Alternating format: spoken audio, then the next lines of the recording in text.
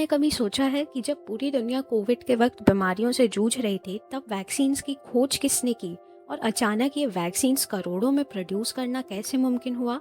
ये मुमकिन हुआ जब बायोलॉजी की जुगलबंदी बनी टेक्नोलॉजी से। जी हाँ, बायोटेक्नोलॉजी। इसका इतिहास 10,000 साल पुराना है, तो ये वीडियो आपको इस पॉपुलर टर्म के बारे में सारी जानकारी देगी।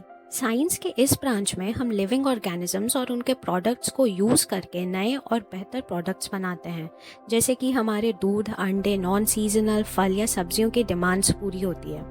हम अक्सर कहते हैं ना कि ये इंजेक्शन वाले फल या सब्जियां हैं, तो जी हाँ, इन इंजेक्शन्स में भरे केमिकल्स का आविष्कार बायोटेक्नोलॉजी है। बढ़ती आबादी की ज़रूरतें और लाइफस्टाइल को बेटर बनाने के लिए ये एक प्रयास है। हमने म्यूल, जिसे कि आम भाषा में खच्चड़ बोला जाता है, वो तो देखा ही है।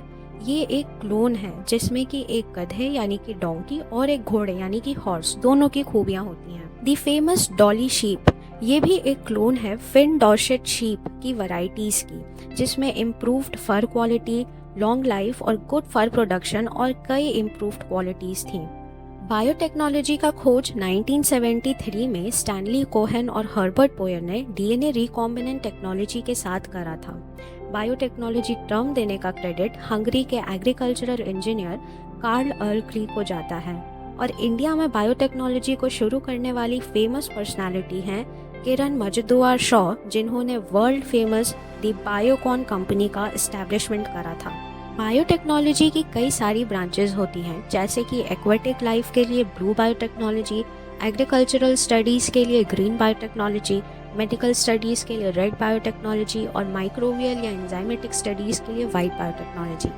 ऐसे हम लिविंग ऑर्गेनिजम्स को स्टडी करते हैं, उनकी खोज करते हैं, उनसे बेनिफिट्स पाने के तरीके ढूंढते हैं और उन्हें कमर्शलाइज करते हैं। तभी आज के टाइम में इतने मेडिसिन अवेलेबल हैं और इतनी क्वांटिटी में भी। हम कंट्रोल्ड कंडीशन में जो चाहे वो सब्जियां या फल ग्रो करा सकते हैं। बायोटेक्नोलॉजी का सबसे बड़ा ब्रांच है रिसर्च।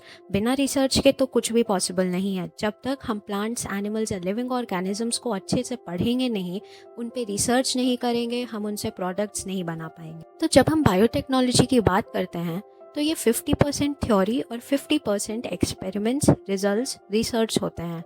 और हाँ, यही एक्सपेरिमेंट्स और उनके रिजल्ट्स ही थ्योरी बनाते हैं। तो in short and simple, biotechnology के यूज से लाइफ बेटर हो रही है। To know more about the career options available in this field, comment down below ताकि मैं एक सेपरेट वीडियो बना लूँ। एंड आप कोई भी क्वेश्चंस पूछ सकते हैं इससे रिलेटेड कमेंट्स में, क्योंकि I am a biotechnology student currently. Stay tuned for more such informative videos. Take care, like, share and subscribe the channel, and bye-bye.